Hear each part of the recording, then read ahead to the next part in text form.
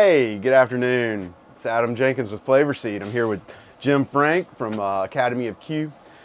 He's been just taking me through a crash course on smoking and We've been having a lot of the fun. secrets of the pitmaster. Yeah, so we're here to try and see how FlavorSeed stands up to the competition. Absolutely. So, yesterday, you guys remember yesterday we prepped up the chuck roast. I fired him at 9 o'clock this morning, so now we are exactly at the 4-hour mark. I just temped them, and believe it or not, they're at 160 exactly where they should be. So per the recipe, we're going to take them off. We're going to wrap them with some beef consomme and stick them back on. So let's go ahead and grab these things. Get a good look at them here. oh wow, that is gorgeous. Obviously, the little one's probably a little bit higher than 160. I think it came out at 175, but who cares? The smell is amazing. So you can see the fat's really starting to render. The smell, it's fantastic. Like I said yesterday, I wouldn't think that the cocoa would work on this, but man, the flavors are really coming in. So let's turn these sideways a little bit so we got more. Taste that little nuggy. Ooh, Is that not? Is that? Yeah. Oh. All right, so let's do this so we don't make a mess. All right, I'm gonna just dump that right in there. All right, yeah, I'm here for the easy part. Up under there. So what we're doing, just like I said, we're going to do it exactly like we did with, like we cooked the brisket. We're putting beef consomme in. You can use whatever you want. I find beef consomme gives it a nice, beefier flavor, more so than beef base, whatever you want to call it. So like a beef broth, is this this is just maybe more concentrated? Yeah, it's more concentrated, has better flavors. Yeah. And once I started using that, it really popped. And you started noticing difference in scoring. I tend to I guess think of myself as kind of a purist and like kind of a traditionalist, you know. I'm like, I'm gonna put my dry rub on there and I'm just gonna throw it on there, and I don't wrap it, I don't do anything, and obviously I'm not on the competition circuit, so I'm sure anymore, but that's where I learned everything, you know. And I was the same way. I was a purist. I wanted 100% barbecue the way it should be. But once you start wrapping, you start noticing that the meat is moister. It has more intense flavors, because what it's doing is, instead of like when we discussed the stall, it comes up to 165 and you're evaporating moisture until it hits a point where it can keep cooking. Yeah. So when you hit 165, instead of evaporating the moisture, you wrap it in foil or your butcher paper, either or. Okay. And it forces that moisture back into the meat. Nice. You know, you're not going to have that really heavy-duty black bark that people are like, this is amazing. Yeah. I'm like, that's burnt. But that's what people enjoy. Let them make it. Yeah, yeah. You know, and you'll see this is not going to have a heavy bark. It's going to have that nice black bark. Be a little soft. And once it rests for a little bit, you'll be able to tell what we're talking about. Right. It's pretty cool. All right, so that has 3 more hours or so, something like that. So in the meantime, what are we going to do? We've got some lamb chops. They're just these beautiful little riblets. I thought it'd be just a really nice presentation if you've got company over or something. We're going to put the Greek, it's Greek to me, on there. It's going to be fantastic. My buddy's a hunter. He happened to give me a sharp-tailed grouse. I have no idea what that actually looks like. I need to Google it. But I have had the meat before. It's a darker meat, so it's going to be like almost like a duck breast type deal. It's going to give almost like a steak feel to it. We're going to cook it medium rare, medium rare, and they're just really beautiful little cutlets, breasts, and it's going to be fantastic. We're going to use chocolate coffee on that. Sounds good. Yeah. So we'll cut that here. We'll come back. We'll start cooking up some more good stuff. Back in a sec. Thanks. All right, we're back. I'm Adam Jenkins with FlavorSeed. This is Jim Frank with AOQ, Academy of Q. We've got some of these beautiful little sharp-tailed grouse breasts, again, that my friend that hunts gave it to me. Probably aren't going to be able to find this out in the grocery store, so maybe meet some people that hunt. There's not much fat on these, so we are going to add a little bit of olive oil or oil here, and then we're going to add the chocolate coffee rub. These kind of look like the goose breast. Yeah, like wild geese. It kind of looks like a goose breast. We had a couple geese land on the lake, and they crash landed, and they didn't survive. So. Oh, So Well, it's good to know that they went to good use. Yes. Now, so what are we going to do? I hear we're going to sear these things real fast because they're obviously very thin. Yeah. Okay. I think, to try and preserve what little bit of, moisture and fat we've got in these things, I think a quick reverse sear would be really good. Okay. These are gonna taste and kind of feel like beef. Okay. Even though they are from a bird. And you can, eat these medium rare, medium. So we're gonna go medium rare on these, I believe. That's the goal at least. It'll be fine if they get a little bit more done. If you go, if you cook these well done, they're just not. They're almost gonna turn into like the consistency of a liver. Interesting. Okay. So you definitely want to treat them well and not overcook them, unless you just love liver, and then Then you're a person that does. We'll just leave it there. The only wild game I've ever cooked is bison. Yeah. And yeah, I did a bison. It's like a rump roast or something like that. Mm-hmm. It was a lot of fun. It was very different because, like you said, it's very lean. Yeah. Yep. All right, so we've got the grill. I want to throw some oil on that. Yes, I didn't sir. oil it up. Yep. And we are good to go with the sear. Now I'm in your neck of the woods here. Do you have a favorite side or anything? Is this No, pretty? That's perfect right there. Okay. Yeah. Nice, and just keep it oiled up there. All right. I love that sound. Oh yeah.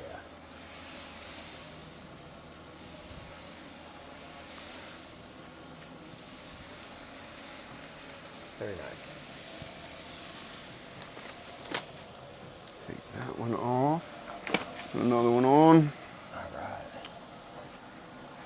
Let's get these things going.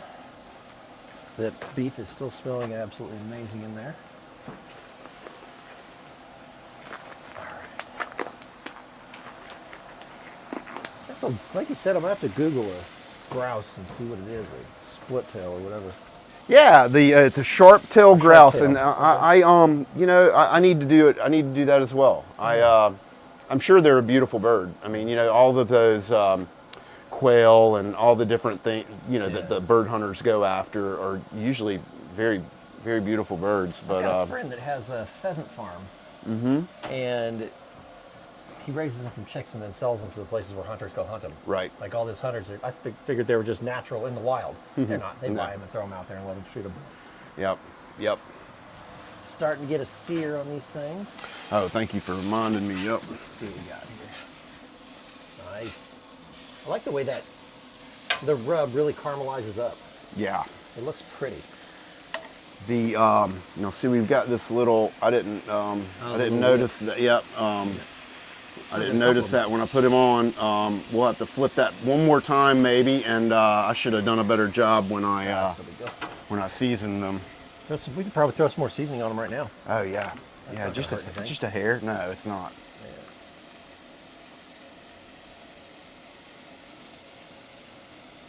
It's great. Once we flip that over, they'll stick right back in. This is a very versatile rub. I really enjoy that. I didn't even imagine what the flavor would come out like. And it's one of those things, it's like chocolate, what? It's like the first time I used a rub with coffee. It's like the guy that made the rub, I told him, I was like, yeah, I'm using it on pork. He's like, what? You use it on pork? I'm like, try it. He's like, that's epic. Yeah. I'm like, I know, man. It's crazy the way different things come about. And so, when I was developing this, I invited a bunch of friends over, and I had 4 Boston butts, and I was just testing everything out. I had the Smoke 'em If You've Got 'em North Carolina barbecue rub, and then I had this, and then I bought Meat Church, the Gospel, and then another Meat Church, because I had talked to some people, and they were like, that's the kind of the gold standard out there. It's a good rub, yeah. And I cooked them all the same. Only thing different were the rubs. And we had a blind taste test with about 50 people, and the FlavorSeed beat out the Meat Church in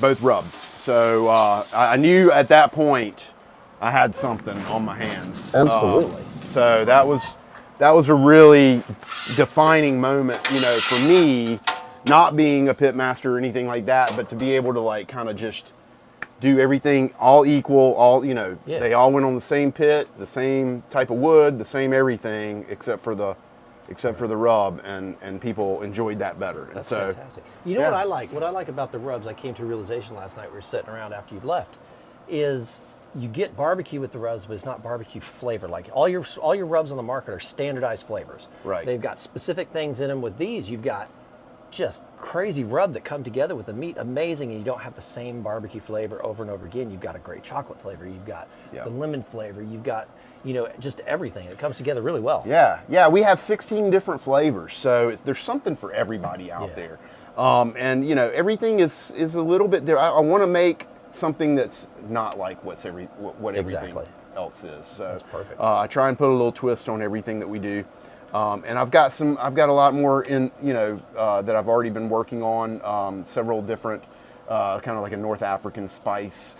And I'd love to do, you know, an Asian type spice where, you know, they're so sauce heavy. Yeah. I feel like everything, you know, in the Japanese and Chinese cuisine is very sauce heavy. And so I would love to do something that imparts kind of that Asian vibe in a dry rub. Amazing.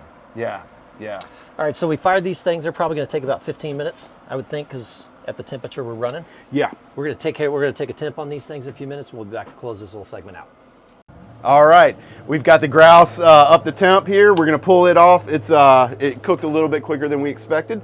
So we're gonna grab that and give a little taste test. These things look beautiful. They look and they smell amazing too. I'm really digging it. Absolutely. Normally I'd let this sit just for a minute or two, but for the time we have here, okay, yeah, we're good to go. You know, this is probably medium.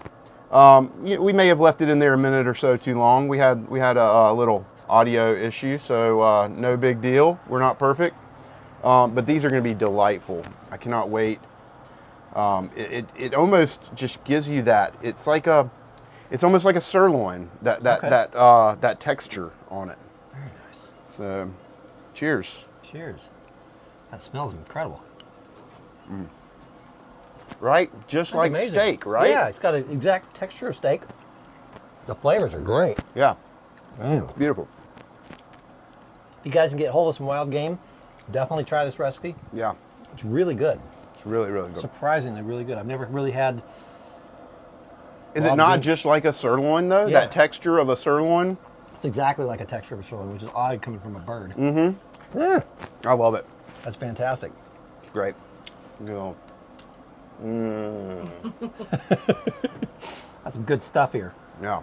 Outstanding. All right, so next up, we're going to do some lamb. Lamb chops. Lamb chops. All right, so we're going to clean up. We'll be right back with some lamb chops after we eat the Fantastic. rest of this good Yeah, stuff. no doubt. It's gone. All right, be right back. Okay, guys, here we are back with Adam from FlavorSeed. Yep. And we've got this chuck roast that we put in at early this morning. Just hit temp, so let's pull this thing off and see what we got. Jim, I'm so excited. Like, I love chuck roast. You know, Now, in the interest of full disclosure, I have gloves on underneath these, so if you touch that, you're going to burn your fingers. Yeah.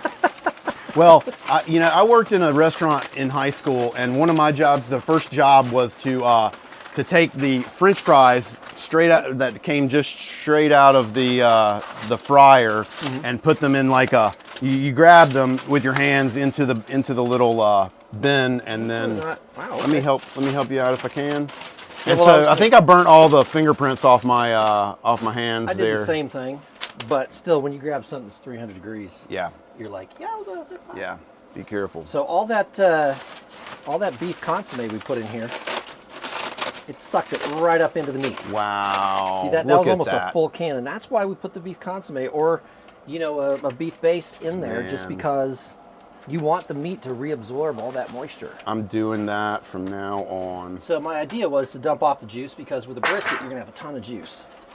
We don't have a ton of juice with this one, so let's take the little guy here. Okay, you were going. That's what I said. Sorry, Take I the little missed. guy, maybe a piece of the big guy. And I'll set this over here because that is really hot. Normally I want to let this rest for a good amount of time, but I really want to get at this one. Now, what are you? It looks like it's starting to fall apart. I mean, Yeah. are you? Yeah, that's a great texture on So there. with a chuck roast, I'm not going to cook it to where I can slice it like a brisket. Okay. You know, this is a shredded. This is a meat to shred. Yeah. I'll let you be the judge of that.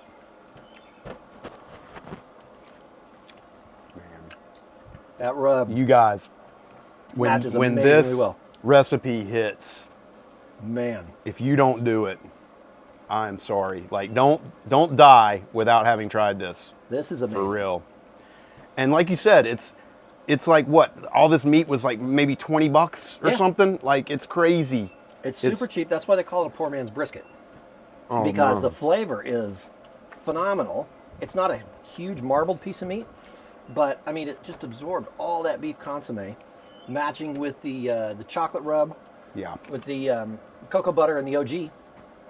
Just And that, fantastic. just that smoke flavor on there, the fat. Great smoke. Let's take a look at the Man. smoke ring, see what we got. Look at our smoke ring. That's beautiful. Really nice smoke ring. And people say Traegers don't give you smoke rings. I beg to differ. Yeah, Yeah. This is great. it really is. In fact, I might have to slice some up and do this. I mean, you can make a jerky out of this, right? Yeah, actually you can. People really make a jerky out of it. That's going to be one of the next things I do is jerky, because it's so easy to do. Yeah. Slice it, season it. You could take your seasonings, put it on there, and just put it on the smoker low and slow until it's dehydrated. You got great beef jerky. Dude, like this would be a great flavor for a beef jerky as well. It like would. that. Man, We'll do that next time. I'm just gonna sit here and pig out. Like, I'm not one normally to like want to partner this with something, but like I'm just like, if I had a big bowl of mac and cheese, I would Shred that throw that in there in a heartbeat. Oh my gosh, So good. I love it. Thank you Absolutely so much, Jim. Hold on, You're let me- welcome, man. I This got- has been an eye-opening experience. I gotta shake your hand. Thank you, sir. And you as well, man. These rubs are incredible. The way you match them to meat, like I'm saying, man, if you could make a quick reference guide, I'd Yeah. buy that thing for me for 10, 15 bucks, whatever, just so I can hang it on the wall beside my other quick reference guide. Yep. Put it up there so I know, because my first thought is not to put cocoa powder on beef, but man, that works. Yeah. Fantastic. Got a little bit of heat. There's a little bit of crushed red pepper in there, so you get a little Yeah. bit of heat coming through. Man, I really appreciate you coming over and Absolutely. cooking with us. This Absolutely. has been a great experience. Very eye-opening, very, knowledge imparting. It was just a lot of fun. It was. And we're going to have to do this again. We're gonna have to Absolutely. make this a regular thing where we do this. Absolutely. Sounds Outstanding. great. So if you guys haven't done so already, get over to his website, check out his rubs, beta testers. You're going to keep getting these things. Keep writing those kick-ass reviews. Let us know what you think. And we'll see you next time, man. Thanks again Sounds for good. coming over. Yeah, absolutely. Awesome, man. Thank you. We'll see you Yep. next time, guys. Keep See ya. on smoking it.